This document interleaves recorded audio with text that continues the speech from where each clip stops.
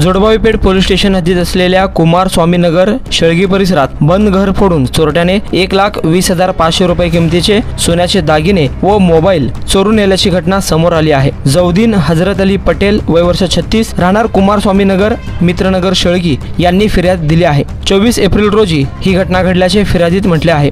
फिर्यादी पटेल हे आपल्या कुटुंबासह गावी गेले होते। यावेळी अज्ञात चोरट्याने त्यांचे राहत्या घराचे कुलूप तोडून आत प्रवेश केला व त्यांच्या बेडरूम मधील कपाटाचे लॉकर उचकटून त्यामधील 1,05,500 रुपये किमतीचे सोन्याचे नेकलेस, 15,000 रुपये किमतीचा मोबाईल असा एकूण 1,20,500 रुपये किमतीचा मुद्देमाल चोरून नेल्याचे फिर्यादीत म्हटले आहे। अधिक तपास सहाय्यक पोलीस निरीक्षक पडसळकर हे करत आहे।